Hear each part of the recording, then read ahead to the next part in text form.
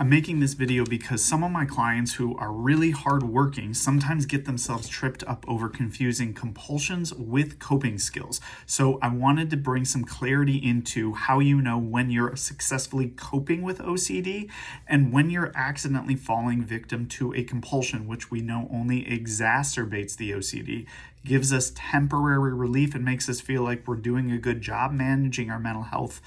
In the meantime, in the long run, totally takes away and just allows OCD to gain more power in our lives and takes away our freedom. So first, quick review of the OCD cycle. We always start by identifying a trigger. I'm going to use contamination OCD as an example because it's just so what I consider kind of commonsensical and easy to understand. So a trigger could be shaking somebody's hand. The next step in the cycle is the doubt or the obsession. So that fear, did that person's hand have germs on it? A consequence could be, oh my gosh, if that person's hand does have germs on it, I could be contaminated. I could get sick. It could develop into a serious disease. The next step is the compulsion. And I want you to think of the role that compulsions play in our lives in the cycle is we view them as the protector of ourselves.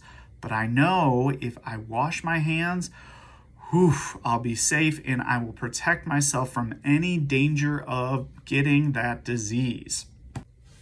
Coping skills, on the other hand, will not protect us. When we use an effective coping skill to address an obsession that we have, it actually does not give us any certainty over our feared obsession. So, for example, that obsession we have of, oh my goodness, I just touched somebody's hand and I might have gotten a disease from them. We could address it with an effective coping skill, such as being able to just label that thought. Oh, I just recognized I had one of my OCD thoughts.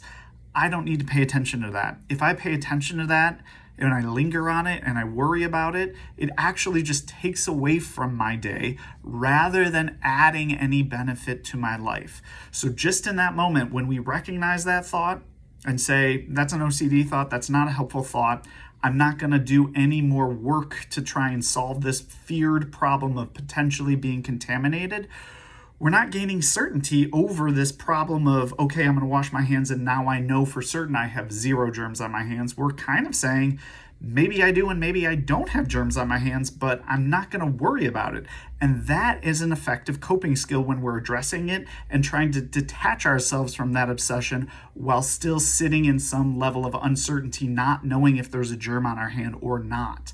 So that's the big difference. And that's the thing that I encourage my clients to do is some of that internal work and identify when they are responding to an obsession, whether their behavior, whether it's an external behavior or an internal behavior with a thought, is it a protection thing? Is it trying to make yourself feel safe from the obsession, from the germs? Or did you dismiss the thought? Did you detach the thought and allow your brain to kind of sit in that uncertainty? I kind of talk about like not trying to solve the problem in your head.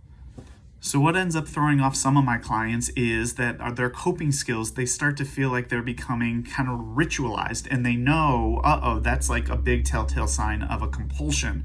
So just like you used to worry about a contaminant on somebody's hands and then do this ritual of hand sanitizer or hand washing or something, they're saying, oh my gosh, this coping skill that Drew's given me, it's now turned into my new ritual. I'm doing this, I'm repeating this, I'm labeling my obsessions as OCD or not helpful every time I have them. And so I've, oh my gosh, just swapped out this old ritual of hand sanitizer and hand washing for this new ritual of labeling my thoughts.